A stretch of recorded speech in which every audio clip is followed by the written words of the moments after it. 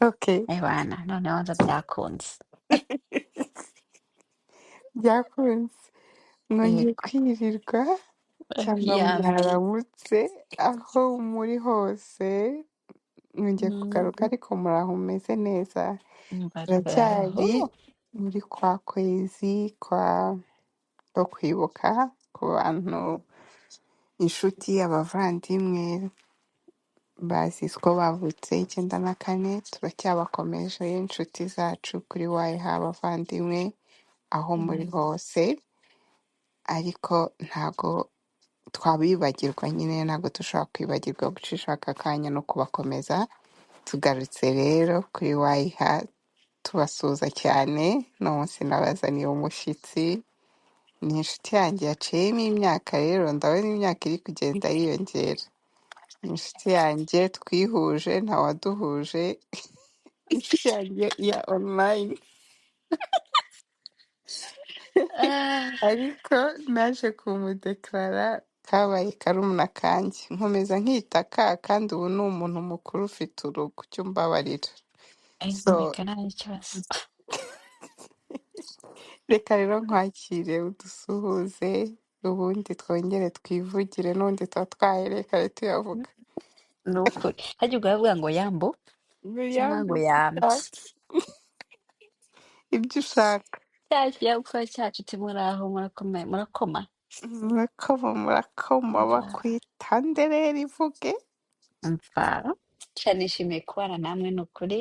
Mm, Njye banyita Ariane, amazina yanjye ni Kangabo, ariko ubu mm. ryarahindutse ubu nsigaye ndi Mrs. Worth.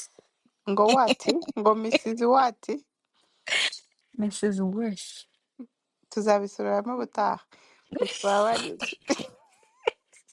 Azavuga umukwe wacu nabi, mumbabarire. Warakuze. Ariko ubundi Twagiye mu mago. wayihim, yegora wayihim, ariko ubundi wayihim. Umva, iki Mhm, kibazo rero mm. kiri very detailed. Warakibajije mbere, Naraki eh? Urumva? warakibajije. Aya narakibajije cyane ariko urumva nticyaba ari ntabwo yaba ari nk'ikibazo gihita gisubizwa mu ijambo rimwe. Wayiha Ni rero ntago dukunda ibintu byo kuturezima, turatangirira mm, hasi hasi. yes, yes. Ubundi byatangiye bite? Tubwire. Ndabizi ntari Ni singo, mw'abahungu mwe muri singo muri gushakira hano wayisingo, ntari singo. She's married, she's barafashe taken. Yeah, bara- mwihangane. urutoki barushyizeho impeta ubu nyine twarafunze. Byarafunze. N'umugisha barawufashe w'Imana. Ni ukuri pe. Mm. Ba rero njyewe nza muri the United States of America natangiye ndi Washington. Mhm. Urumva ubwo Mm. kuva 2017 kugera 2021 ubwo niho Mhm. narangije amashuri ndavuga ati nuko nari ndi gusenga Imana mvuga ati what's my next step muri make. Mm. Kuko nyine iyo ishuri rirangiye urumva ni haso twatangiye gushaka akazi. Hanyuma rero njye nta nubwo nikundira ubukonje naravuze ati mana ngiye kuguha states izi ngizi zishyuha Florida Mm. na Texas, Mm. muri zo umitiremo aho ngo anyine aho ushaka konge. Kandi Mbega numvaga nshaka nahaye kukuzana nawe uri Michigan. gusengera ibyawe. Komeza, ntacyo nzajya nza Ubukonje muri vakansi. ni ukuri ubukonje nari nabusezereye. Njya nkohereza abana nibamara kuva ku Ubwo madayisi. zaya ndetse azaze kwa tantine. Aje kwa tantine mu bushyuhe. Ni Nuko ukuri zabatembereza rwose bashyire ku murongo. nuko. Umva nuko rero ubwo ndabisengeye amezi nk'angahe 3 arashira, Mm. noneho ubwo tuduze kuza Texas. Mhm. Ubwo rero tuje Ese Texas usenga wajya gusengera na sherise cyangwa wisengereraga just? oya namusenge Mm. urebye nubwo nari ndi kumusengera like uko nguko nyine ngo bibe Mm. bikomeye kuko Mm. numvaga nari mvuye I think ko naratetinze umuntu wo mu Rwanda urumva nko muri Mm. 2020. Mhm. Hanyuma rwose birabizara nyine si byaba byiza Mhm. mpita mvuga ati mana ino imyaka irindi isigaye ngiye kuyiguha, Mhm. hanyuma mbega gusa nyine ibashe kumfasha muri singleness yanjye. Ntabwo nashakaga kujagarara, Yeah. nashakaga kuba focused. Urumva nari umwana ukunda ishuri rirarangiye, ndavuga ati nawe ni akazi ariko nkeneye social life. Yeah. So muri uko gusenga ndi gusengera gusa a better future Mhm. y'akazi, Mhm. ariko yavuga ati naza nzamwakira, Yeah. ariko ntabwo nari ndi so focused kuri we Mhm. rwose, nta na thoughts nari mfite. Mhm.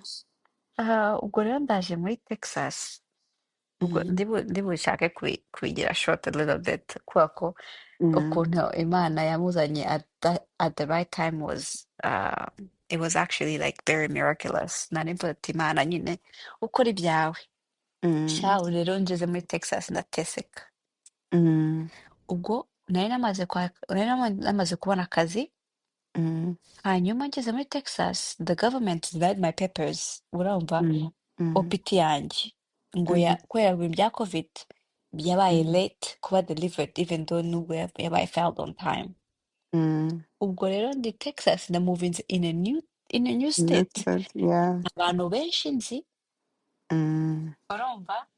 Mhm. Ah, ubwo nyine ndavuga ati nari ndi ari umushuti wanjye nari nzi mu like a friend of a friend.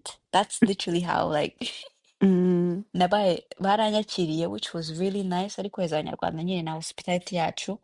Mhm. Ah, ngira ngo nicyo kintu cya mbere ndi like very grateful for, ukuntu Mhm. dukunda nyine gufashanya nubwo tutaziranye cyane. Yeah. Cyane mu So mahanga. Yeah. ubwo baranyakira nyine mba ndi gusitenga aho ngaho, ariko ebana nta kazi for a whole year kuko Mhm. nkiri kujurira izo mpapuro. Yeah. Then Na ndavuga ati COVID. n'ubundi na covid Mhm. Texas yo nyine ntabwo yari strict cyane nko mu Rwanda uko byari bimeze, ariko Mhm. uba ubona ko nyine abantu bose bagiye muri remote, ntabwo Yeah. bakisocializinga cyane. Mhm. Ariko ubwo rero none nisanga with the free time of y'umwaka wose I had nothing else to do but to find friends. Mhm. Ndavuga ati rero njya kuri app yitwa Bumble. I don't know if you heard. Mhm. So ni app Bumble ifite, hari ama dating apps menshi ariko Bumble ifite friends, Mhm. relationships, na nyine like just a community outreach as well. Urumva so nimba ushaka friends abakobwa nyine kugira ngo nyine like if you're new kugira ngo we introduce to the community, Mhm. you go to that route and relationship. So I was like, okay, I might as well do both, right? Just see, Mhm. like, mindset yanjye yarisekeje. Mindset yarize ati Mhm. nta kazi mfite, I might as well enjoy and go on dates and see what this is. Yeah. Urebe nuko hanze hameze. Nuko hanze hameze nyine, Naza like, muri what's the comfort community zone. is. Yeah. Uh-huh. I Mhm. was like, I was trying to be bold and try new things. Mhm. Sasa rero the first person na swiping so no kuri Bumble, it's the first move ni umukobwa. Mhm. So I feel like that's like what I like about it. Iguha power yuko you can decline or swipe kugira ngo mbere yuko umuntu agutexting, so you to avoid any like Mhm. issues. So the first person I swiped on yari Justin, which is my current husband ubu ngubu, urumva. Mhm. Yewe umva noneho ikintu cyari gisekeje ni uko like nta nubwo yari afite ifoto iri like like Mhm. this, he's so attractive, this and this and this, right? Mhm. It was a profile, it just like very funny and very like, like ukuntu umuntu uri so like laid back at the Mhm. river doing just like dumb Ndamureba things. kubera ukuntu yimereye. Ehe. Yeah. Yari afite ifoto, afite ibyatsi, like like ibyatsi in the river, the ones that float on the river, Yeah. hejuru kuri hati yiwe. That was the He's a main funny profile picture. guy. Yeah. So to me, I was like, oh, he has a sense of humor. Njye nkunda papa Yeah. wanjye ni umuntu usetsa pe. Like he's the Mhm. jokester of the family. I think ko niyo mpamvu nanjye like I gravitate towards abantu bafite sense of humor. Bakunda Mhm. kwisekera. So I was like, Yeah. I'm like, huh, it looks nice. And I swiped and we matched. Kuko nawe ubwo kugira ngo mumatchinge nuko nawe aba yaguswipinzeho. Mhm. I was like, mbonye nyine ntangira kuba excited. I was like, oh, Mm. and see. And then we talked. Uri kurumva, the first Mm. thing twakoze, yeah, like we shared numbers. Mm. Ubundi nyine like instead yo kuvugira kuri app tuvugana kuri telefone zisanzwe. Mhm. Esa umva, it was my first time. I think, I mean, ntabwo nadetinze cyane ariko nzi ko with boys and Mhm. men Mhm. ntabwo bakunda gukora those long texts. Yeah, bashaka Ariko kuvuga byinshi. yeah, Mm. this man, he was answering questions in paragraphs. Eh? I was like, "Huh." Like the intentions were there Mhm. the first time.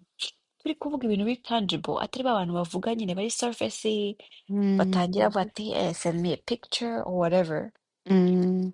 Banasha turayavuga koko. Like, Mhm. ukabona nyine, like the connection was there. Yeah. Urumva mu magambo gusa tutaranahura. Ubwo Mhm. twavuganye for 2 weeks. Kandi yari 2 weeks through text. Ntabwo ari video call. We didn't video call. Yari text gusa. That's nice. Mm. Yeah. Which, like, for the first time, I was like, huh, this actually feels good. But in the meantime, ndi gusenga, kuko I'm like, what if the catfish? A Mhm. lot of That is, things down. yeah, I know. Eh, umva. Ubwo natangiye gusenga, and I tell my friends, ati, this is my location at all times. Nindamuka ngiye kuri date n'umuntu, be on standby. Yeah, nibaramuka bandangije Texas. Ni ukuri cyane. Mhm. Noneho ubwo rero we decided to meet. Urumva? Ariko Mhm. muri iyo time twari twavuganye nyine like what our favorite songs, nyine ibintu nk'ibyo. Mm. Just like to like get to know each other, what the vibe and stuff. Mhm. Rero ubwo the first yabaga muri North, so he was living in North Austin. Mhm. Urumva? Njye Mhm. mba ndi South. Hagati yacu hari an hour long drive. Mhm. Wumve ko Wari this ufite man, imodoka se ahubwo? yeah, I had a car. So, Okay. ni another like nkubwiye ko another thing. I had a car. Mhm. That I had like I had sold the car nyine muri Washington and ngura indi modoka in Texas. Mhm. Ubwo ariko I was like, okay, I live in South Austin. He lives in North. Numvaga nyine like that's a long drive. Mu mutwe wanjye Mhm. natangiye kubisibamo a little. I was like, oh, Mhm. maybe I don't know if somebody would be like willing to be traveling that back and forth, especially nari ndi mushyashya ntanazi ahantu henshi. Mm. Ask me why. Uno muhungu yarifashe avuga ati, no, on our first date, I'll come pick you up and I'll Ace. take you to whatever restaurants you choose, or if you're choosing, Mhm. and then we'll go from there. Mhm. Utwo Ego, tuntu koma. turadukunda mwa Ni bahungu. ukuri. Yeah. Ubwo udutima mu mutwe wanjye twatangiye kuzamuka. Mhm. I was like, oh, he's a Washyushye. gentleman. Mbabare umbwire wagiye Nda. kugura umwenda mushyashya cyangwa wari Cyane. ugututse. Yewe Eh. kamarangi, naragiye. A dress, new Eh. dress, brand new Eh. shoes. Brand new agaparufe hariya. Ndi unemployed. I didn't even. Umva, ibintu urukundo ruzadukoresha ni Ni hatari. ukuzamutumira wenda muri kumwe akatubwira nawe kuri kote ye, reka twirangirize iyacu yari kutuvangira. Umva, ceceka. Naragiye rwose ngura akenda gasa neza. Hmm. Ebana, ndavuga ati, first impression is everything. Yes, it is. So I was like, I really wanted it to go well. Ni ukuri, I had high Mm. hopes.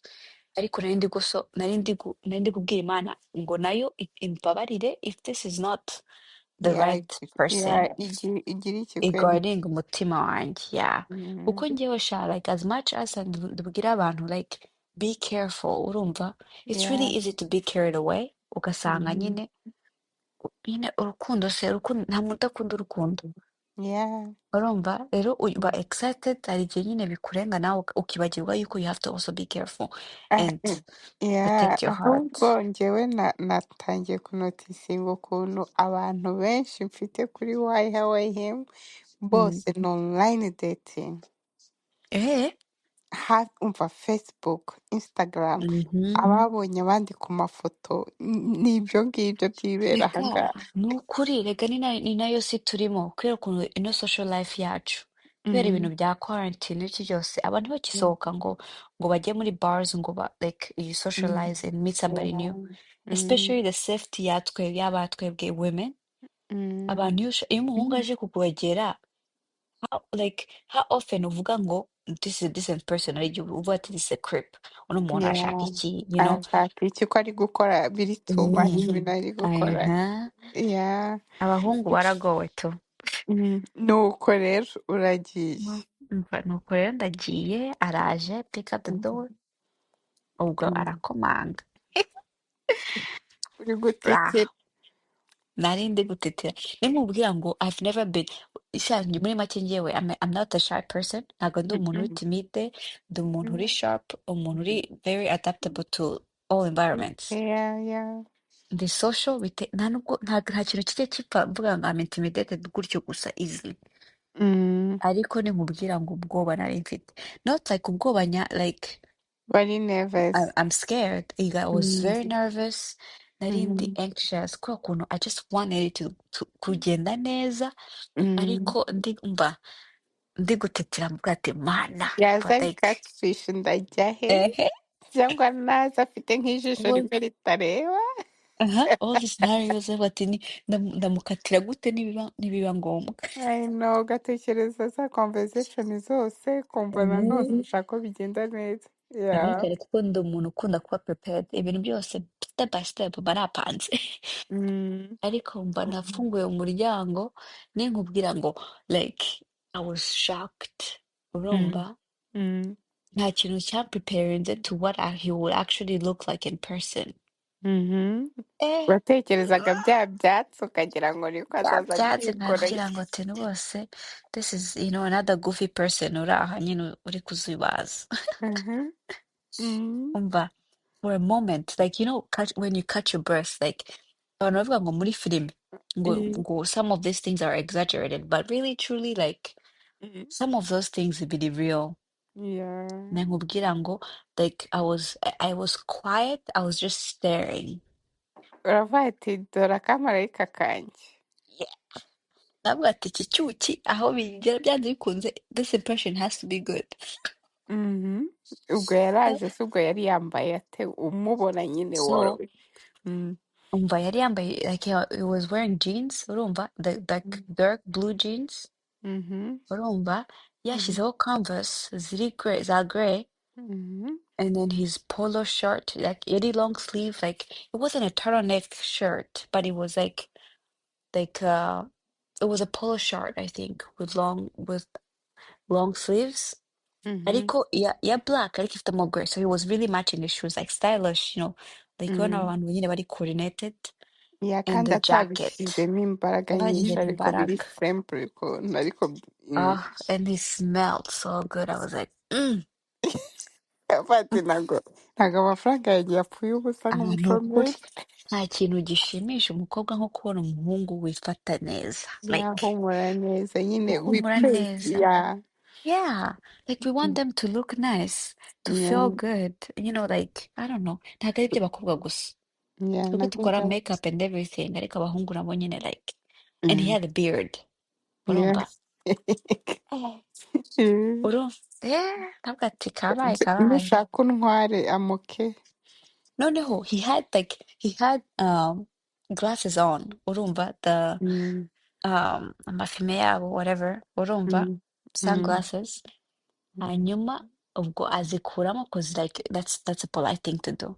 Yeah. Yes, ni nk'ingofero ukakomeza wambaye ingofero. Aha, Mhm. yego ko mana yanjye azikuyemo ndavuga ati God help me, Mhm. tutazakora ibyaha hakiri kare. Eh,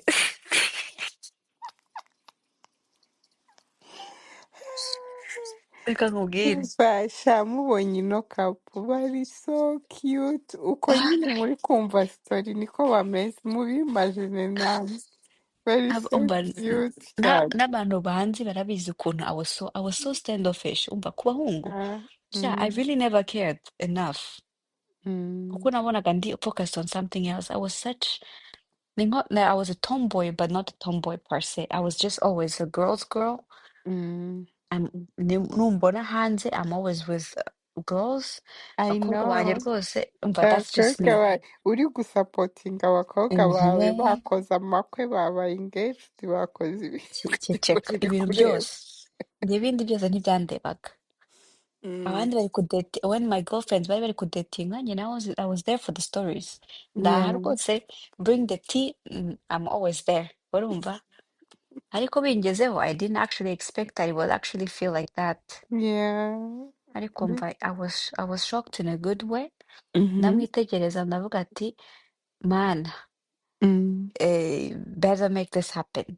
None se we waba warabashije kubona ko nawe yabonye nk'uko Eh, yarakwishimiye nk'uko mwishimiye? mm, Of course he ceceka did. mva.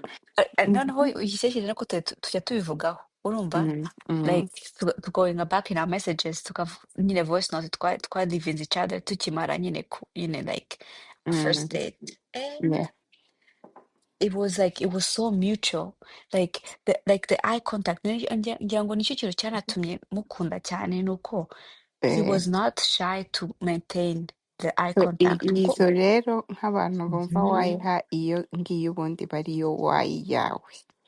Iyo Mm, mbajije umuntu why him, ni ukuvuga mm, ngo iyo ugeze muri ya moment wumva utari kubasha kubabarira mugenzi wawe ari kugukora ibintu utari mm, gusobanukirwa muri kwishakisha nturi kumwumva. mm, Iyo mm, ubashije gusubira inyuma ukibuka ko wigeze gukunda uwo muntu, wigeze kugira mm, iyo faya, mm, ya faya muri wowe ubona ukajya wumva, mm.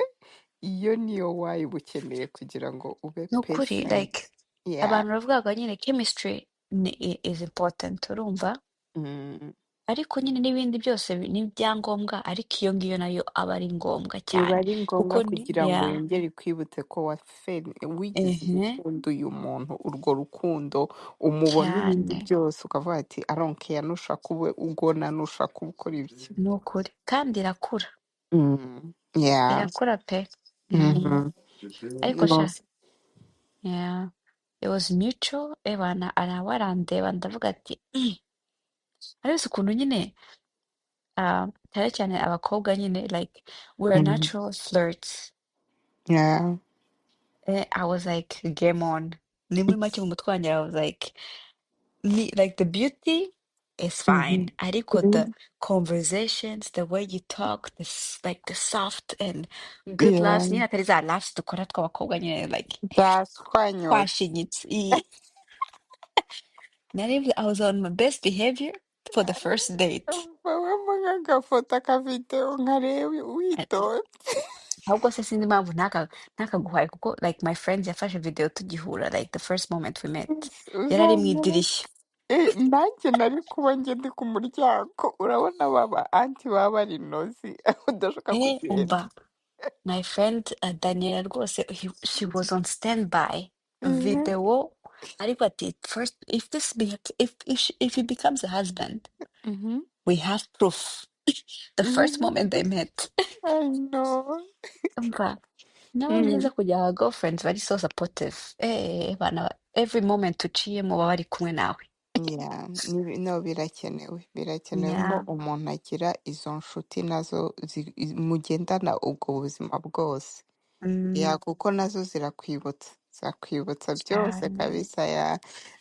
Ubwo se byabatwaye nk'igihe kingana gute kugira ngo noneho muvuge uti yes moving cyangwa dating biri seriye Uzi noneho. se Mm. byamutwaye sorry twahuye November twatangiye kuvugana November 8th urumva Mm. November 8th and November 10th hanyuma tujya kuri date on November 18th Mhm. yansabye kuba girlfriend on December 11th.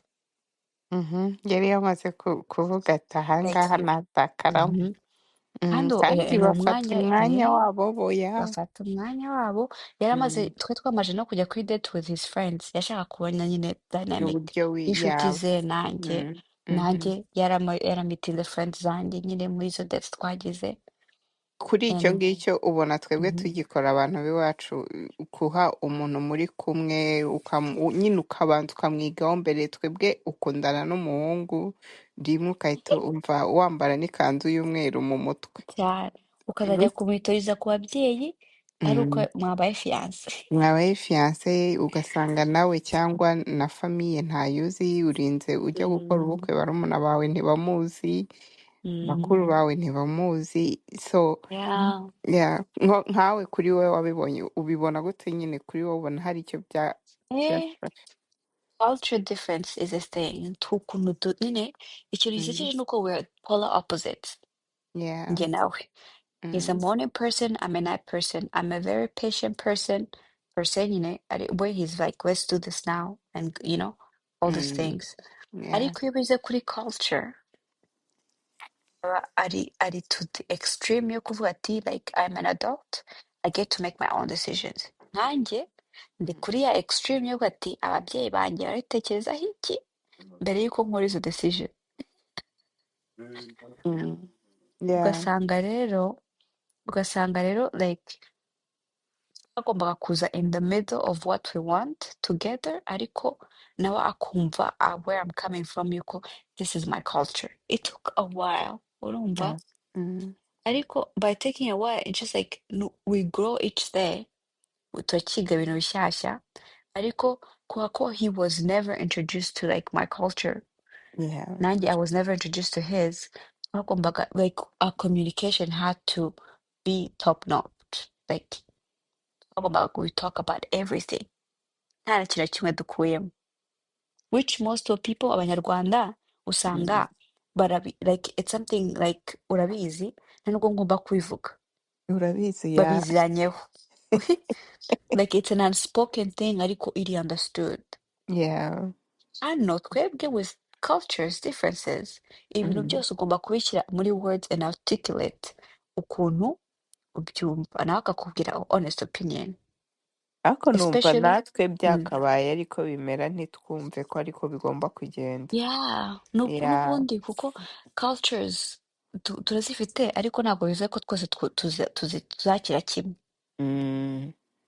Nanjye Mm. rwose I feel like I've always been the black sheep of the family kubera ko I was always outspoken, Mm. ari wa wundi mama ambwira ikintu ngo batese kubera iki. Kandi wa Kandi gakobwa we. ehe abantu bose bavuga bati mana mwana akuranya agasuzuguro, Mm. ntago yumva, kandi njye I was just really curious, Yeah. na n'ubu ni uko nkimeze, barabyakiriye nyine Mm. obviously kuko Mm. narakuze, ni uko nyine like mama yageze ku myaka 10 yarabimenyereye ko I always ask questions, I know. ariko it was, yeah, it's very different sha, ni ukuri like the majority of the things we talk about Mm. includes differences, Ahubwo like se nka reba urabona nka kwa kundi nibyo twahoze turi kuvuga kare, reba nk'ukuntu umuntu akubwira ngo njye ntabwo nashaka umunyamahanga, njye ntabwo numva, mm, urabona nk'iyo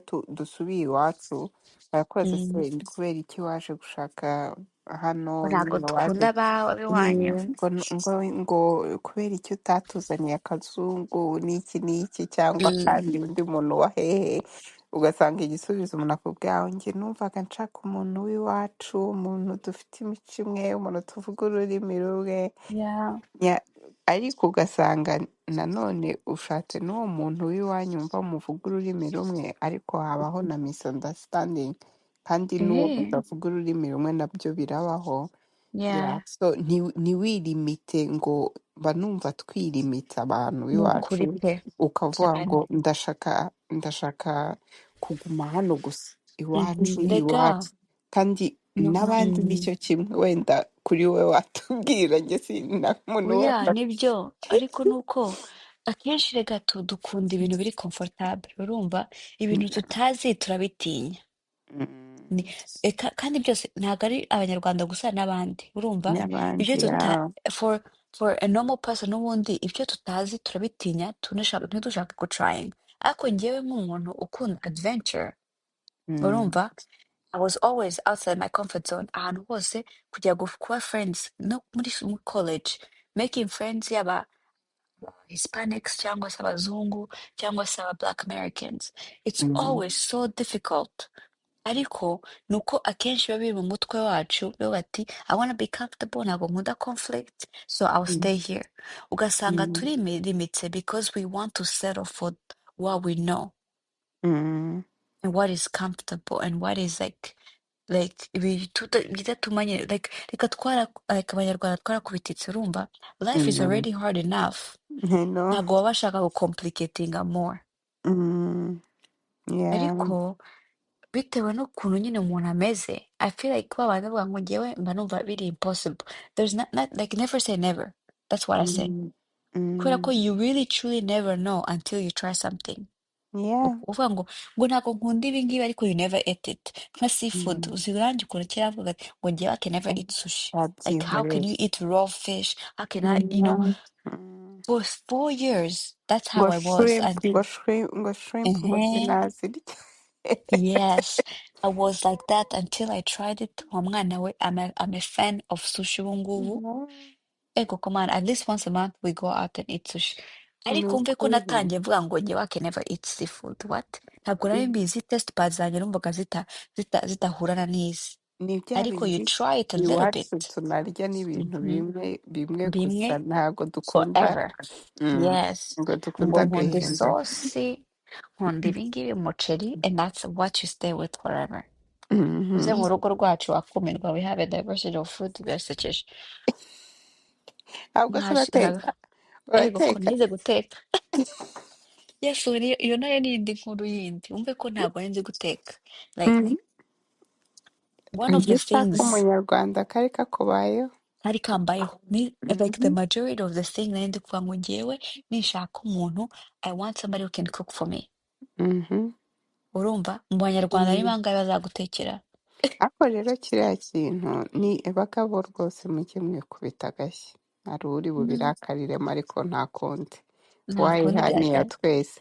Ni ukuvuga Mm, ngo umuntu nkanjye pe mm, nkunda gutekera abantu ntabwo ari ukubeshya mm, ninjoyinga kubona abantu bari kurya ibiryo byanjye. Njyewe mm, mu rugo mu Rwanda mm, nakuze mbona muri vakansi bagira gutya bakirukana umukozi ntabwo mm. bamwirukanaga ariko urabona nka garandi vakansi Vakansi bakabwira natwe umukozi ngo nuko nagende tubikore. Mm, So, niho bampaga akanya nkateka kandi mm, nkaba mbizi ariko umukozi yaba ahari ego ubwo se yeah. uradutekera ibiki ubwo se uzi Eh, guteka uri kumva ariko umukozi yagenda ukabona mm, bakubwiye ko uzi guteka. So ni ukuvuga ngo rimwe na rimwe hari igihe winjoyinga nawe kwicara ukarya mm, nubwo byaba ari ibitogosanyije bimeze gute ariko ukarya mm, ikintu umupatena wawe yagutekeye mm. atari ukuvuga ngo cyangwa se umuntu mugatekana cyangwa ukanatekana cyangwa ukanabyiga Mm, cyangwa na eh, YouTube ariko ikintu ni cy'abantu ukuri b'iwacu cyo kumva ngo oh umugore wanjye azahora atetse wowe urateka iki turarya iki wese Mm, wagiye mu gikoni. ni ukuri rero mba Mm. nkubwira njyewe nazize no kugira abakuru banjye benshi Yeah. urumva nari umwana mutoya mu barezi like I only have 2 younger sisters abandi bose ni bakuru Mm. bafite abana ubu I'm an aunt Mm. Yeah, Eh, waranyeretse bose mm, muri bako yeah. ni Mm. bakuru urumva sinigeze nteka pe habe na gato Njyewe uzi ikintu cyangoye nakoraga amasuku gusa ikintu cyangoye mu rugo twari benshi urabona kubera ibintu bya jenoside n'ibiki urabizi ko Mm, amafamiye yagendaga bama abantu benshi mm, muri abantu benshi ab'imfubyi abatagira ababyeyi abafite ababyeyi mm, wo kwa anti wo kwa ngo nyine mwese muri nk'abantu nk'icumi mu rugo. So iyo mm, twajyaga guteka ubugari kandi tugakunda ubugari kweri eceka bw'imyumbati bikumva ni natwe ukuvuga ngo udahari niba buteka udahari urabwirirwa. Mm, So mm, ubugari bwatekagwa n'abahungu. natwe nuko Isosi ni twebwe umukobwa. Mm, So tugateka isosi ugahita ushyiraho amazi ugahamagara umuhungu umwe ati ngwino usonge. Singeze muri muzoga Amerika ubugari ngo songa ubugari ndabwira ibyo bintu sinabishobora mumbabarire. njye na n'ubu Sinshobora ntabyo nzi uzi ikintu cyambayeho Mm, umuhungu wanjye ngira gutya ndi kumucutsa nyine mujyana mhm, ahantu bamusongeye kawunga nshuti mu rugo bambwiraga ngo nsonge kawunga ntireka amaboko yanjye ntakora. Umva se afite imyaka 2 ntangiye kubikora ejo bundi afite umwaka. Njyanye umwana nkajya mbona ari kurya kawunga kwa kundi ujya gufata umwana isoni zikakwica. Nkabona umwana ari gukubita akawunga arakubita akawunga ese wabaye umwana ufite apeti we. umunyamukongomani wabaye ibiki. Papa Mm. we noneho ntangira kumutereta bya bindi nkajya nteka Mm. imboga bimwe nyine nakuze mbona nkateka imboga Mm. nkashyiraho amazi nkambwa wansongeye akagari k'umwana akaza akagaceka mbere yo kugenda. Rimwe na rimwe Mm. nkamuhamagara waje ukansongera akambwira ati ndaje. Atu umunsi ukurikira hose inzara izica umwana kubera ibintu bindi mu mutwe ngo ubugari busongwa n'iki Mm. busongwa n'umugabo. Mm. Nize kubuteka ubu Mm. nsigaye nzi guteka akawunga kubera umwana so Ndaza unyigisha. sometimes ariko ukuntu nkateka ni amateka. Umva rega iyo ukora cyane biraza. Yeah, Nanjye so nanjye ntabwo numvaga like nari narishyizemo ideology y'uko nyine ntashaka kuba like umugore wo mu Rwanda wa wundi ukora amasuku agateka mhm, agakora mhm, ipasi. I was so was repelled by it. yeah, Narabihungaga. yeah, Ariko ntabwo nari nzi ko actually when you get to be in love you do it wabikora with so much pleasure. yeah, Sinari mbizi. wabikora kandi Bimbayeho eh, ego ko abasisters banjye bavuga ati uyu ninde ntago tumuzi Kangabo eh, ateka ntakora ibi. Ubwo Justin nawe bikaba byamucana avuga ati njyewe kuko manjye I'm treated like a king at home. Bakamuseka bati ubwo nyine n'ubundi ntago ari Kangabo tuzi. kandi ikindi nanone ya culture nubwo twabihunga buriya Mm. ushobora kwibwira ko Good. wabihungaga ariko Mm. iyo umaze gushaka ntaho bijya. Bijya. Ntaho bijya kandi n'uwo muntu wagushatse ushobora gusanga aricyo Mm. kimwatira kubera ko Umva iyo respect umuha respect. iwabo Mhm. ntabyo bamenyereye. Bamenyereye ko buri muntu Mm. wese agenda agateka ibye cyangwa Mm. agateka akakubwira urarya ngiye guteka iki urarya utakiriye ukaza guteka ibyawe. Ni ukuri. Uri Rero kumva? ikintu gisekeje ni uko for Mm, 2 years mm, Justin niwe watekaga njye nakoraga ibyombo kuko he knew I mm, didn't like to cook, I didn't know how to cook, says like it's okay, I can do it. Njyewe mhm, icyo nicyo kintu cyatumye mvuga ati like this man is willing to cook for me mm. every single day. Yeah. Njyewe like the fact yuko the humbleness yari afite Mm, byatumye nanjye I was like I want to learn this for you. Nta nubwo ari yeah. ukuvuga ngo to learn it for, no, I was like the fact yuko you are willing to do this for me, I'm Yeah. going to learn Reka just nibyo. because. Mhm. Eh, Kubera ko nawe uri kunyereka ko uri gushaka kubikora nibyo nyine yeah, nkubwira rimwe na rimwe n'abantu b'iwacu nibyo navugaga baba bakeneye kugerageza cyangwa yeah, like buri muntu wese nimba ukunda umuntu kuki utakigomwa the nawe ukiga differences. ya I understand ko ushobora kuba nk'uko uvuga uti nakoraga amasuku nakoraga iki ariko nawe ntabwo yabyanga ubimukoreye Ni ukuri kuko pe ugeraho wapi. ukabifata for granted akavuga ese Mm. ufite ikihe kibazo Ariko hari n'Imana Imana nayo iradutegura nk'ubu urumva Mm, ko yakukingaga yaratekaga yatetse for 2 years urumva. mhm, So we get married urumva. mhm, And then ajya muri this intensive career agomba gutraininga every day. Iri mhm, so intense afite ama examen n'ibyo byose byabaye ngombwa ko I had to step up to mhm. support him kugira ngo abashe kubona umwanya. Ibaze ko if I haven't had the compassion yo kuvuga ngo reka nige guteka just for him, Yari byari kunanirwa yari uze kujya kunanirwa. ataka gutekera. Bigapuringa restrain kuri relationship yacu kubera Mhm, iki kwako I wasn't like meeting him where he was at.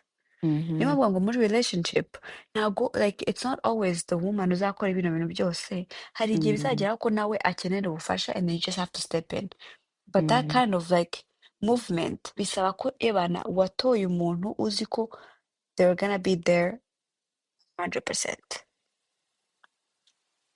Kubera ko it's like hari abantu nyine like kuvuga ngo ni gute umenya umuntu ko is your person. Ese why did you choose this person, why him? ebana it's all in the character sha. Mm. Ko iyo atabikweretse kare ntazabikwereka muri mariage. Yeah. Nimba atatangiye ubu ebana like nimba utabibona gutya se aba friends wiwe abitwaramo gute se ni muntu ki? Mm. Biri muri deciding factor Mm. y'impamvu duhitamo. Mhm. Kuko ashobora kuba afite amafaranga, agafite ibintu byose, ariko nimba atari wa muntu ukumuvinga, if he or she does not move you, ku buryo nawe you Mm. actually change something you didn't think you would do. Mm. Ebana, Ariko recalculate. byo wa mugani buri muntu wese aba agomba kwibaza kuva najya muri no marriage ni iyihe sacrifice naba narakoze. And a good sacrifice, abantu bakunda kuvuga Yes. ngo sacrifice bakashyiraho negativity. No, Mm-mm. it's something that makes you grow. Are you Mm. growing? Ndi gukura mu ndetse ndi Mhm. gukura ya. Yeah, does he make you a Mm. better person or she make you a better person? Mhm. Kuko Kuko ni nimba wa nta muntu. bihari se urakora iki ubundi. Nta bihari sinzi nyine like agahararo karazashira and then you have Zashira. nothing to build on. Yeah. Kuko Ujya wa ureba muntu umuntu ubure mm, nicyo wamukundiye. ni Cya kintu ukuri. wamukundiye ukibure kubera ko mu by'ukuri nta. Yeah. Mm. Kuko Aye. bitangira ari attraction urumva abantu ukunda ukuntu asa n'iki byose ukuntu avuga ibyo rwose ni byiza pe like it's nice ariko mugera muri ya second stage y'aho mutangira kuba inshuti nyanshuti Mm. akakubera inshuti magara aho uzamubwira ibintu byose the things utanarega uvuga ibintu Mm. bigutera isoni ariko ukumva you want to share with them. Yeah, ujya ubona nk'abantu bamaze gusazana ukuntu Mm. baba bameze bashaje udukecuru n'agasaza barabaye nk'abavandimwe nta frita Eh, zibamo. ni ukuri reka usanga ari nyine aba best friends bibanira tu. Bibanira ukora ibyo ukora aba Mm. yarakumenyereye. Mugire ibyo muvugana niyo mwavuga ubusa nk'ubonye Ukumva. like arataha yari nko gutaha avuye ku kazi Mm. arampamagara tukaba kuri telefone tukayapinga rwose tunavuga ubusa Mm. akagera mu rugo which is like 30 minutes tugifite ibintu tuvugana like abantu nyine ugomba like that friendship is important ku buryo iyo ibaye established Mm. ebana nta n'ikindi kintu gishobora kuyisenya. Kubera ko reba nk'ubu ngubu urabona muracyari babiri ariko Mm, nanone ibyo mbifuriza iyo mm, hatangiye kuzamo abana utarabashije kugira ako kanya kumenyana n'ibiki mhm. niho usanga nkatwe Biracangana. tuba twarahise dukorera imbere ugasanga Mm, muri gusitaragoringa kubera yuko muri abantu babiri bakundanaga kandi mm, koko banakundana n'ubu ngubu ariko mhm. kubera ko hari ikintu kije Gihindura kibasaba ko imibereho. mwese kirabahinduye Mm, kibasaba ko noneho attention ijya kuri icyo Bati kintu. bati. Mm, So ni ukuvuga ngo nimuba mudakomeye mbega mutari ahantu kabisa mugomba kuba muri strong mm. niho usanga Uzi abantu se ngo bamaranye imyaka ingahe ngo byarangiye eh, ariko ariko ya. ikintu abantu kenshi batavuga urumva Mm. abantu bavuga ngo ngo nyine like this is my person this is the one urumva kuba ari Mm. the one ntabwo mubivuze ko mutazarwana like Iyo fight kurwana and I'm saying kurwana not ngo my physically best but ehe friend. like fights arguments ego koma nanjye zitanabaye zitabaye wumve ko something is wrong kuko nta kuntu Mm. wahuza abantu babiri bari to their wavukiye own ubutare. individuals ehe batandukanye imico itandukanye cyangwa se bakuriye ahantu hatandukanye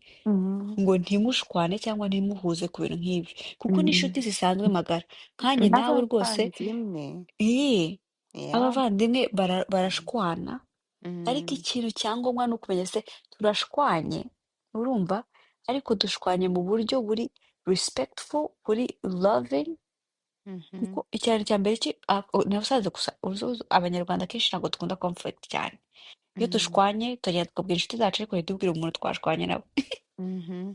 ugasanga arabibitse akabika bikazuzura Mm. noneho ugasanga umuntu atombotse. Yatombotse uwirutse ku Eh, musozi. ceceka.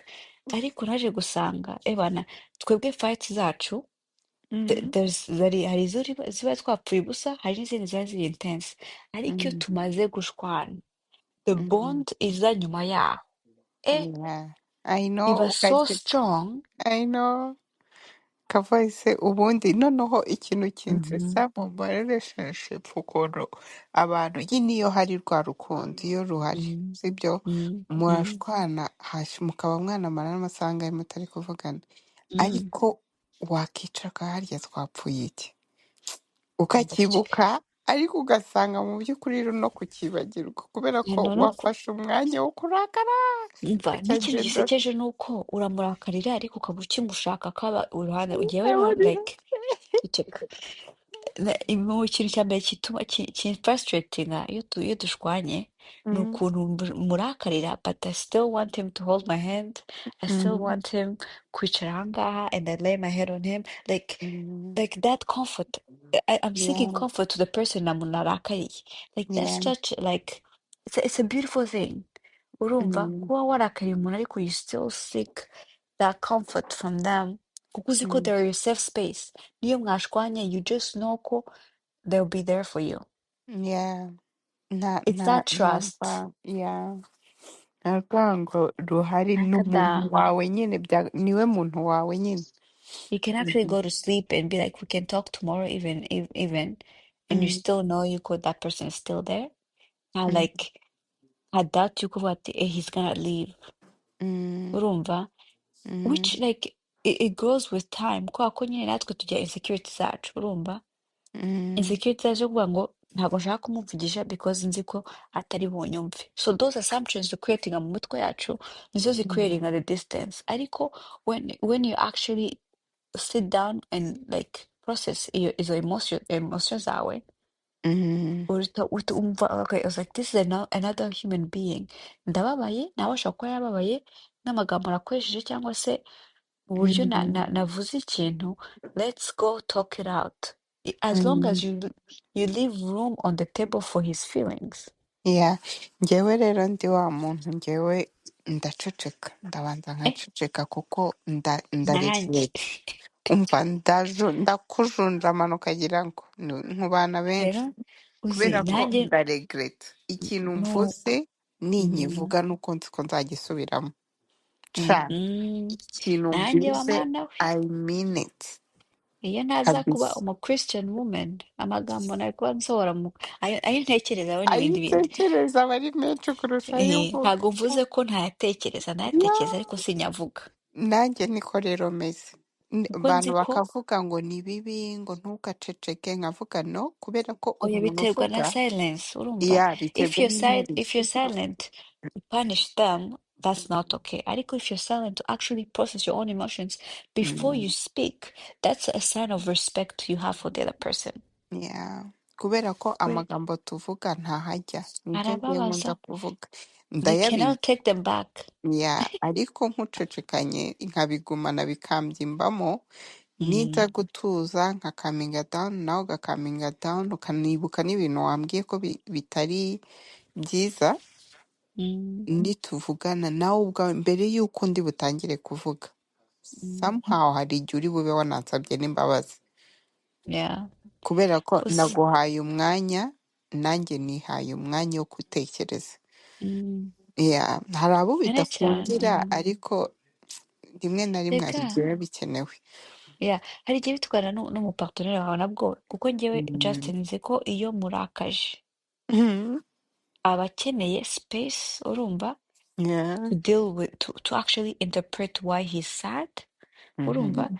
cyangwa Mhm. frustrated, ubundi tukaza kubivuga nkaho ariko njyewe iyo ndakaje mba nshaka ko tubivuga Mm. tubivugira urumva. So those are two different way we respond. So iyo uzi partner wawe icyo akeneye you Mhm. provide it, ukamenya Yeah. ko ntabwo acecetse ko ari kugupanishinga, no, acecetse because he needs space to actually process emotions. Ariko Mm. abanyarwanda cyane cyane I think we are learning to do that. N'agasuzuguro.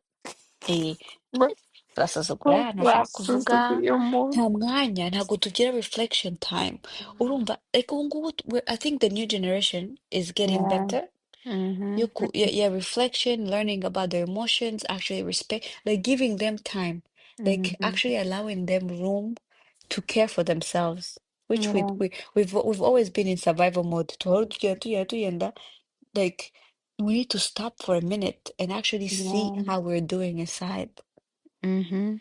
Abantu Urumva ariko benshi ukitekereza. ceceka ariko abenshi Mhm. baravuga ngo ibyo ni iby'abazungu aha Umugore ngo w'umuzungu. reflection self ni ukuri barabivuga ngo noneho njyewe cyane cyane who is married to a white person atavuga ngo ha Umugore ngo yarahinduye w'umuzungu. kandi kumbi njyewe I've always been like that. I just had a different perspective outside the culture I grew up in. Urumva I was just self-aware and ndi umwana ufite emotion nyinshi njyewe I'm a very emotional person. Mhm. Not in a bad way. I just feel a lot of things. Like if my friend is sad, I'm gonna be sad with them. Mhm. Urumva? Ni I nk'ibiki just utajya ukumbura kuri kudetinga umunyarwanda ukavuga ati ibi eh, bintu mana warakoze mva. nawe Ariko uzadutera amabuye yagutwaye mva bigahita umpa tugira ngo bisubireho shiri ni kugira ngo bisubireho. umpaye kuri. Reka nze Mhm. reka nkubwire. Icya mbere cyo I think yuko adventure part niyo Mhm. navuga ati like I feel like ntabwo akunda nyine they don't like to try new things. Yeah, At least classics. abona dating. I feel like Mhm. ntabwo akunda ibi ntabwo there's no new ideas Yeah. sha kugira ngo umuntu azakujyane kuri date yabitekerejeho agukore aka romantic Utarinze suggestion kubisaba ati nk'inshuro utarinze kubisaba nk'igihumbi cyangwa bagukoreye nk'ikintu. mana yanjye nawe umva njyewe nawe ati mana I want to be pursued I want to be romanticized Mhm. nkunda umuntu unyitaho no eka Mhm. naribagiwe physical affection wagira ngo non existent mu banyarwanda ese wankunze fata akaboko like kisses is it's not wrong forehead kisses cheeky kisses utuntu nk'utwo ngutwo abantu baratunenga I'm like ese uranenga unenga iki Yabaye. wa waretse tukikundanira like why are you holding back like ntabwo ari ibintu ntabwo bikwiye kuba ibintu byinshi Ntabwo none birasa. ntabwo ubona mu Nyarwanda abantu bicara ugasanga nyine afite nk'akaboko kawe kuri nyine akaboko akagushyizeho cyangwa se Sha, like akaguha ibyo akamasaje noneho gatoya birasekeje umugabo wanjye ibyo yabikora noneho uwo wakubita ni njyewe. ariko mimi reka nawe twitekerezeho wiki ntukarejegitinge physical affection Ni ukuri ibikenewe kuko reka sha hari igihe ari ibikomeye tuba tugendana. ntukuri ariko reka Gusa byo kutabona yo kutabona utwo tuntu ukajya twavuye kure kubishiri sheri bari kukureba. ariko nta masoni tugira ariko amasoni tuba twaratewe n'abantu bakuru Ya n'abantu bakora ariko byo biba bigomba guhinduka ariko ni ukuri. reka ngusese ko njye mama wanjye yaje urumva Mm, ntabwo mitinga for the first time twari turi muri graduation ya brother wanjye muri Nebraska tujya mm, kuri pool mama wanjye urabizi ko ari wa uri conservative yicaye ku gace bya bya ari bibubu byiwe kukureba ari kukureba ari kundeba ikijisho. ari yaba yumiwe ariko mama wanjye disi nawe asigaye yarasirimutse Eh, reka njye ni ukuri kuba umukecuru rwose mm, yarasirimutse ntabwo ari reka avuye ko bagenda baba older niko yaba bagenda barekura ibintu aratuza yaba aroroha. ariko nta Mm, mubyeyi w'umunyarwanda wakumva ko yareba umukobwa we ari kuri shoulders z'umu boyfriend wiwe muri pool mm, mm. njyewe Tike nta n'amasoni reka da ati njyewe ati narayashyize hanze yewe barumiwe akakose buriya ntabwo wajya buriya kweri wihangana. umva nkubwire noneho birasekeje ukuntu undi unapologetic Mm, mm, ni rwego niyo mpamvu banyita ko bambwira ko nsuzugura mm, njyewe rwose like aho ari hose ngenda ntabwo mm, ndi kwiyumanganya ngo ndahisha some of mm, the characters zanjye njye nkunda umuntu nzi uko ndi, nimba turi abantu nkunda kuvuga tuyavuge pe yapu yapu twagiye, ariko ntabwo njya rwema nihangana.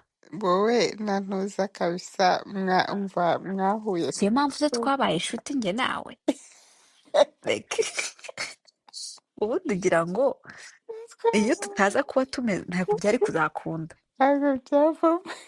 Ukwisanzura nagize tugihura ari ubwa mbere Yeah, duhuye tukaba ariko tuba inshuti cyane gutyo.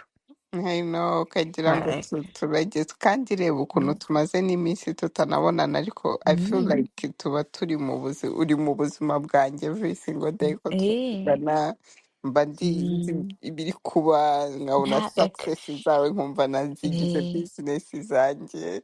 ni ukuri mbega nyine ndi wa Yeah. mwana uvuga ngo nzakubaza ibibazo atiri Mhm. umbwiye ngo ibyo bintu ni personnel sinshaka kubivuga, niko bimeze. Ninjya ahantu abambwira ngo he ibintu biri kutuma mba uncomfortable, ahubwo Mhm. nzabyumva nanjye kuko I'm considerate urumva, Mm. ariko utavuze ba bandi bishishikira bakajya bakuvuga bakujundika Amatamatama yawe. reka reka reka ntabwo mba mbitayeho.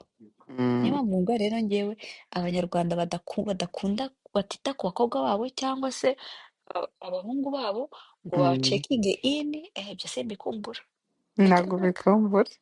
ntabwo mbikumbura. N'iki kintu I think ko dukwiye kwikosoraho, ni ukuri reka Mm. dukundane, reka nta cyaha kirimo, Yeah, ni nacyo care after cyane. care. Yeah, kubera ko nutabimuha azabuza ubuntu undi. Ikindi no kwiga kutifungira ahantu hamwe kuko dufite Mm. abantu benshi b'abashuti basaziye mu rugo bategereje abanyarwanda gusa Ceceka kandi ariko hari si ubwo Imana abatipe ceceka bari ubwo hano. iyo Imana yaguteguriye umuntu ari Mhm. outside your culture ukaba warifunze, urumva atari miracle uri kwanga, Imana Na iguha cya kintu opportunity cyo for a reason. kuvuga ngo ego ko wagiye njyewe sinigeze dating online kubera I don't know ntabyo Mm. sinigeze mbigerageza Ntiwigeze ariko unabikenera. ntabyo nigeze ngerageza ariko Mm. uko ngenda mbona couples menshi ari strong Mm. kandi yahuriye online mba numva abantu maybe nimba nabyo bikunda kubera icyo uri single byari Mm. udatinge ubishyire mu mana izi stories Mhm. zose tuba twumva nizo kugira ngo dufashanye Yeah. abasingo bacu nabo babashe kubona urwo rukundo Nimba muri uri kumva. single by choice that's good, That's ariko okay. nimba warambiwe kuba single and you think you're ready for a relationship, ni ukuri Mm. it's not. Hari ukuntu bavuga ngo njyewe ndi gusenga Imana izamunzanira, Azaza Imana iguha, gute? Imana ifasha uwifashije, Mm. Ubu bukiri sinzi izaguha, byicumbitse izaguha byicumbitse. tools zo gukoresha. Mhm. Mbaga njyewe uzi ukuntu Uzikoresha. bisekeje, naranize njye narasomaga n'ibitabo of how like better communication, like you work on yourself, Imana Yeah. ikaguhereza tools urumva kugira ngo you better the person uzahura nawe mu buzima urumva, so Icyo kintu mhm, cyo kutabanza kwikoraho nanjye mbere naravuga kubera ko hari abantu badakunda kuba bonyine badakunda kuba nasinga yeah, akava muri relationship jumping ujya mu zindi, kuki utatekereza ko uradivoshije uwa mbere udivoshije uwa kabiri uwa gatatu kubera iki utakumva ko wenda ikibazo ari eh, wowe cyangwa eh, tureke no kujya kuri marriage ko twe turi married niyo mpamvu tuvuga ku bya mariage ariko mm, boyfriend to boyfriend girlfriend to girlfriend buri mezi atatu cyangwa atandatu cyangwa umwaka mukabara nyinga ukongera ugafata undi kuki utafata noneho umwaka nyuma y'iyo relationship ukaba wese reka ndi muntu evaluate. iki who am I. Ega Mm? nutikunda ntabwo undi muntu azabasha kugukunda kuko Uzi ko iyo undi utangiye muntu ashobora kwikunda kugukunda, abandi nabo batangira mhm, kugukunda cyane basigaye baraza. it attracts, like Mm, if you're so good to yourself, it attracts mm, people who are good to you, kuko yeah, urumva iyo utikunze ntumenya ugukunda for real cyangwa no gukunda for toxicity. yeah, mm, So ni ngombwa cyane cyane iyo abantu akenshi abantu bakunda Imana, hari abandi batazera Imana, so I wouldn't be able to like mm, ntabwo nabumva on that side, ariko for people who actually like are growing in Christ and like that relationship we cultivating, that's the same Mhm. relationship you cultivate for yourself. Yes. Kuko iguhereza confidence, iguhereza identity, Mhm. ariko ugomba like you have to walk in it. Mhm. Ni ukuri attraction is like law of attraction is so simple. Good comes if you're good to yourself. If you like Mhm. the reason why abantu attracting some toxic traits, nuko there's Mhm. also other toxic traits that haven't worked in themselves, but Yeah. tazi ko they attract. And Yeah. that, That's it. I'm not saying it to be mean, Mm-mm. urumva, it's just a Mhm. reality. Kuko nanjye mbere, that's how I Mhm. was before I worked on myself. Yeah. Mhm. Ugasanga Biba nta nubwo wari uzi ko ari bikenewe. wowe. I feel Mm. like mbere yo gushaka marriage, mbere yo kugira ngo uvuge ndashaka umugabo cyangwa ndashaka umugore, uba ukeneye Mm. kubanza umva. Njyewe mbere y'uko njya mu Rwanda ngiye nabibwiye umugabo araseka. Mbere Mm. y'uko njya mu Rwanda nabatijwe mu badive, mbatizwa Mm. ndi ku ishuri just kumwe, urabona ko akundi uba uri ku ishuri nari ndi muri apasi uba uri ku ishuri Mm. ukavuga ati nimba ntari umudive ntago nzasohoka abandi basohotse korali Mm. yasohotse n'ibiki ndabatizwa. So, mbikora nabikoze by'ikigari. Mm. Noneho ngiye gukora ubukwe numvaga kandi nawe nabimubwiraga nakuze ngiye nta famiye atari ukuvuga ngo mfite papa mfite mama bari kumwe no, Mm. ariko numvaga nshaka marriage, nshaka Mm. kuzakurana abana banjye nkababona bafite ababyeyi n'iki. Mm. Ubwo mbwira Imana rimwe rimwe pasiteri arigisha bimwe njya nkora byo kuri kamera n'ibiki, Mm. gisha ndi imbere ya kamera iyo ndi inyuma ya kamera mba nsa nkaho ndi ku kazi, Mm. ariko uwo munsi nta nubwo mbasha no gukurikira ngo numve ibyo ari kwigisha cyane kuko mba ndi focus ku byo ndi Mm. gukora. Uwo munsi byabaye nkaho ndi kuganira nawe, njyewe nawe twenyine. Mm. Arigisha ngeze aho mbona turangije numva ndahagurutse Mm. ndavuga ndashaka kubatizwa. Mm. Ndashaka kubatizwa mbere y'uko ninjira muri ino marriage. Umuntu wese nahuye nawe Mm. abe inshuti mbi boyfriend sijui ex sijui mana Mm. ndashaka kunkarabya nkaba mushyashya Mm. byose nkabisiga inyuma mbere y'uko Mhm. ngera muri kiriya gihugu, mbere y'uko mbana n'uyu mugabo Yeah. ntitaye ngo kuko birakenewe. Birakenewe, Nukuri hari imyuka mibi tugenda dufata ku bantu duhuye nabo, inshuti cyane. sijui ibya hehe Soul iby'iwacu ties. za karande Mm. ibiki n'ibiki. Nabwiye Imana ndayibwira ndashaka unyeze, nta muntu Mm. n'umwe waje ku mubatizo wanjye, nta muntu n'uyu n'umwe nawe ubwe sinabimubwiye kandi nagombaga kujya mu Rwanda bambabarira abadive, nagomba Mm. kujya mu Rwanda babizi ko badasezeranya umuntu utari umudive. Mm. Noneho ntangira gusenga Imana ndavuga Mana uzambabarira hatazagira umuntu ugwa kuri kiriya kiganiro, kuri iriya Mm. service kuri YouTube, kuko ni njye Mm. muntu babatije bwa mbere mu bantu bari nka 200 Mm. bambatiza ndi uwa mbere, bampa ko mvuga ntanga testimony. Mm. Ndavuga Mana nibabigwaho ubu bukwe ntibuzaba, ariko ntawe ari kubimenya. Kandi shabiri strict cyane mu Rwanda. Yeah, ngo Mm. wagiye hehe sijui, ariko biba bikenewe. Ni aka example kanjye nibutse nta nubwo nanabyibukaga, ariko biba bikenewe by'uko nimba ushaka uwo muntu uzakunda, uwo muntu uzarambana nawe, banza wikunde wowe, wiyiteho wowe. Iyo wiyitayeho Mm. kandi unamenya inshuti zawe nyazo, kuko burya iyo Mm. umaze kujya muri mariage za nshuti zawe ebana Zose the ziragenda. girlfriends umva, ugomba kumenya the best ones, kuko iyo Mm. utazifite like the Mm. best marriage support you can ever have is your Mm. girlfriends. Yeah. But ariko those girlfriends bari Just, in like bari in alignment with you, yeah. babandi batazagushugakotinga anything, batazagustimulatinga if you're angry harimo or na not n'ibisiza bikazamo na jalousie, so you have to be careful kubera ko ntabwo ariko abantu bose baba bari happy, Mhm. bari kukubona uri happy, bari Yeah. bamenyereye ko ari wowe uhora uriruza muri relationship, Mhm. none ni wowe Mhm. bari kohereza uturabyo buri munsi, bari gusohokana Ehe. sijui, so ni ukuba Yeah. careful ahantu hose. Ahantu hose Yeah. pe. Kuko ariko niyo utangiye kumenya nyine ko whenever people are good to you for real, Mm, utangiye kumenya inshuti zawe ukwiye kujopinga.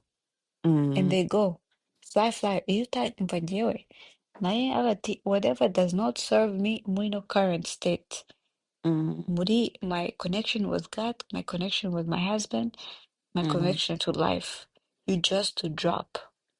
Kuko mm, that's the only way you can love yourself enough to know what's good for you. Ntabwo ari ukuba selfish, ntabwo ari uko like ngo yabaye so much better than us. No, I just learned you we're in different seasons. What I need in this moment is different. mhm, And especially you uko nabo baba is deep down in their hearts that that's not mm, that you're not what they need. It's not even yeah, just ngo njyewe ntabwo ari uko mbakeneye nabo ntabwo baba bankeneye because we do not align. mhm, So mva mm, yeah, marriage is abantu marriage is beautiful. It's also work. If mm, you're willing to work on it, it will grow. Umva with mm, flowers, fruits, everything. Nta kintu kizima like mu buzima cyiza utakoreye. Like yeah, if you want something beautiful, it has to be worked on. mm. Ukavomerera tu, ntuvomerere indabyo mbega. Yani Every day. si tugomba gutera ukavomerera nyine, Mhm. nutavomerera ntabwo bizera. Reka da. Yeah. Nicyo umaze kwiga, tugiye no kwirangiriza, tugiye Mm. kugeza ku musozi wacu.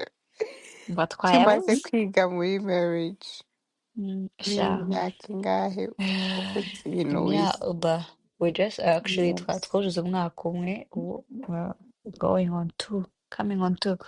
Um, yeah, uzi se, I think that ikintu nize ni uko gashari hari so many things ubundi gushaka like the most important one byinshi biba biri important ariko nize yuko being compassionate is like it's a necessity urumva.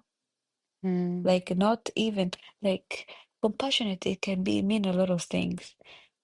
Just knowing you call like I feel like when you love somebody, urumva, mm, Imana ivuga ngo dukunda abantu nk'uko twikunda, ariko it's actually harder than we think. yeah. Urumva? Ariko knowing ko you're living with the person every day, urumva, you see Mm, them, you know their struggles. Being compassionate means you like whatever they confide in you in every single way possible. mm, Please do not go outside and tell your friends about him, like, or yeah. about her. That is just between you and him. Mm, Urumva, the first time, like, nimwagiwinga byaba bimeze gute, the mm, first person you're about to talk to is him. mhm, Urumva, that's your person, that is your best friend.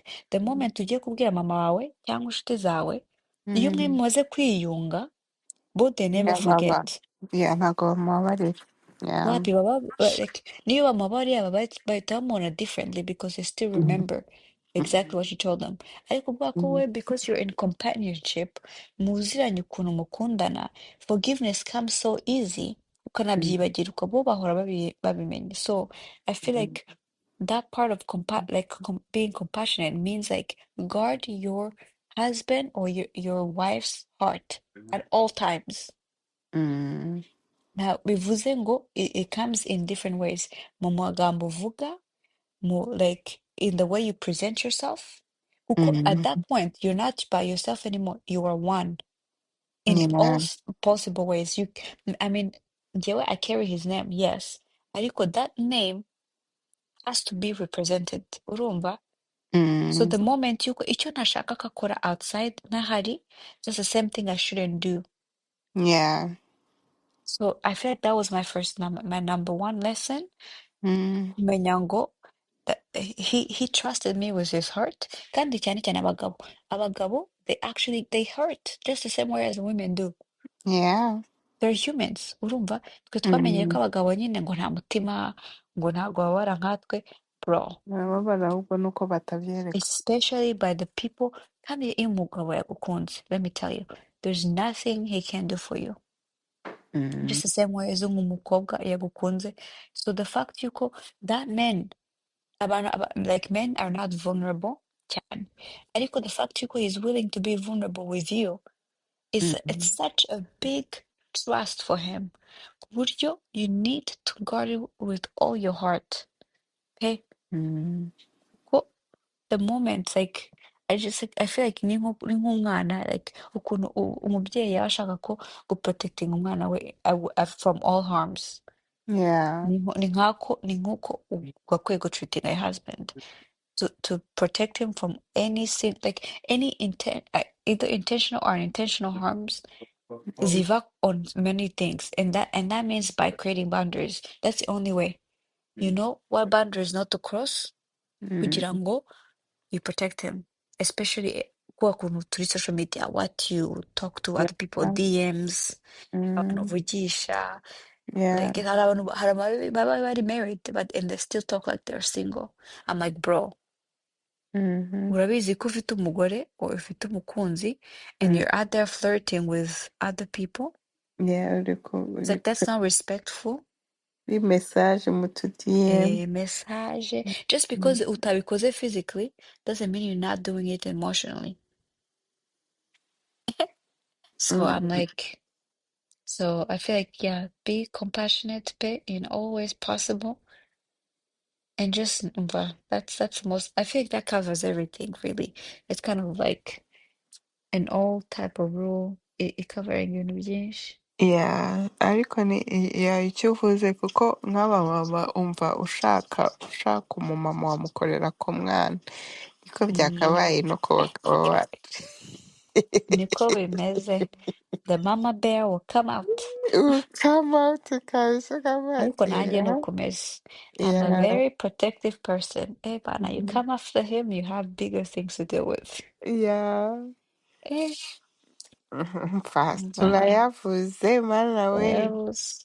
Umva cyakoze tugize ya nishimye n'ukuri kuganira nawe maze igihe ndi kubitekereza ngo nzagutumira Umva Justin nanjye, nimba uzamusemurira I don't ah, know nanjye ariko nabitekerejeho. Ariko ndi kumwigisha ikinyarwanda do.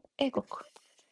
Ndi kumwigisha Justin ikinyarwanda, ubu azi Justin kuvuga ngo ukuntu mubona ndashonje, ndabona ngo azabyiga. dusohoke. Koko arabizi. Ejo twagiye mu bashuti bacu, umva bari babaye impressed. Bari kumubaza ibintu bavuga ati, use ngo diferanse iri inzara n'inzara. Ego ko mana yanjye. Ahita Yarabimenye. ababwira. Ego, Amaze kumenya ko ndamwigisha yitwa cyane. umuzungu. Cyane. Now, that's the keyword ya mbere ugomba kumwigisha kuko azabyumva kandi kenshi. I know, no, Ariko no. umva actually numugera kumubona uzahita uvuga ati no muntu rwose he's an African kuko ukuntu yitwara nawe. No, umva ni They're ukuzamutumira such a muri kumwe ubwo wavuyeho ni ukumubwira mukazaza nkumva tukumva ku ruhande rwe ukuntu bimeze uburyo yitwara nyine. mm, Yeah. think Ahubwo about uzi ko that. nta kapo ndatumira iri kumwe kuko mba numva buri muntu wese hari abantu iyo Mm, bari kumwe ari babiri mm. haba harimo umwe uvuga n'undi utavuga warabibonye muri kapo. Ego urumva mba Mm. noneho njyewe nawe Cyangwa aba yo babiri bakavugira icyarimwe. mhm. Njyewe nawe rero wakumirwa ko njyewe nanjye mafite amagambo menshi. Literally ajya ansetsa avuga ati like there's times we can have a conversation ugasanga for a minute ninjye uri kuvuga. I was like, do you realize you actually been talking the whole time? Like I haven't said a word. I was like, yeah, okay. So nuko nkunda kwitekereza nkavuga nkunda kubanza nkatumira nibyo maze iminsi ndi kuvuga nkabanza njya mbanza Mm, numira umwe uwo numva mm, ndi comfortable cyane mbanze abanze ya popo ayavuge yose mm, ubundi rimuza muri babiri biba biri fun just uburyo yeah. yeah. Ubundi gutraining ahubwo ati every time I talk I'm like, hey, what do you think? Mm. Kugira ngo numve exactly nkaho kigiye kuvuga. Kugira ngo wumve ko nawe ari Um, buvuge. naho ubundi rwose he's a man of a few words ariko iyo Mm. yaganiriye nawe nyine arayaganira tu. Yeah. Mm, wakoze cyane dukubise agasaha bobo twayivuze. umva Wakoze turi cyane kandi dore tumennye nawe kamwe. ngiye kukuryamisha utinze amahirwe nuko Reka iwanjye ntacyo nubwo iri muri weekend. ni weekend ya Ntacyo bitwaye rwose. Iyo nsubira ari muri weekdays nari kubabwira ati bye. ubanseze na nubwo ari kumuha umwanya. saa mbiri mba nagiye. Tugende Umva, umukecuru nanjye. ntabwo biba byoroshye hari igihe uzajya umpamagara umbwira ati none se urahari tuvugane ko abana umwana yanze kuryama so enjoying ujye uryama saa moya ahubwo. Yewe Mana yanjye, umva Imana idufashe imyaka itatu nibura, reka twiha imyaka itatu. Ababyeyi Umva, banjye narabategereje. umva niko bimeze. It was Mm, nice talking to you. Ubwo sha Nishimye mimi ni ukuri. ndanezerwa rwose kubona marriage yawe imeze neza, Imana yaraguhaye uwo wayisabye, nta wayisenze ngo agire icyo abura, as long Ni as ukuri pe. wizeye ukayisenga iguha byose, ariko bitavuze ko Irasubiza. iyo mwumva tuvuga ngo twarasenze ntabwo bivuze ko ihita iguha amata gusa, Ehe. iraguhereza ariko Igushyiramo, irabanza ikaguha harimo amalessons. zigzag nyinshi ugenda unyuramo kugira ngo ugere aho ugomba kuba uri. I So have to cross states kugira ngo mubone, urumva atari ibintu bikomeye. ntabwo biba byoroshye. Yeah, so Mm, umugisha rero nanezerewe, ntabwo buri gihe twajya tuvuga ibibi gusa, tugomba no kwinjoyinga ibyiza. Reka abantu barahari ibyiza ari byinshi. bakundana. Eh, urukundo n'urukundo, ahubwo abatarajya kuri iyo boat niba jumping tugende, let's sail to love. Nuko uzashyiraho hasi link y'iriya app yawe wagiyeho wabona hariho abageni Bamo. beza. Shana ukuri azagende, ndabakomeje kuko rwose ni nziza, rega it's all how you use it. Mm, Babe intentional, ebana nimba ugiye gushaka urukundo uzarubona. mm, Benshi, there's so many people out there bari looking for love, to find their yeah. other person. Yeah, kandi niyo mpamvu biriho, kuko umuntu aba yarakomeretse mu buryo bwinshi akavuga ati noneho reka nishakire Mm. love is blind, ujya uyireba. Eko kumarangira Justin turareba unukunze umva, I'm very thankful kugira umugabo ushunda shows Eh, nkanjye. Turareba tukabazanya ibibazo hanyuma bati is this something you would do? yeah, love is Bari blind se entertaining. si nk'ibyo ngibyo bya online dating, kuko yeah, Mm. ubwo rero mugomba kuba open mukareba hose ibihari mukabikoresha. Cyane, open your mind and your heart and God will guide you. Amen. Sawa Mm. sheri, merci beaucoup, wakoze. Imana iguhe umugisha, reka ngende Gusha nanjye njye nawe kuryama, nawe umva ugende Austin atazakunyima ubutaha, usibye ko ashobora kuba ari nko mu yindi state. yari umva umva nkubwire yasinziriye ari muri dream state ubu ngubu. Bye. Nanjye gusha bye. Bye, talk to you Mm. soon, bye. Gusha tatira.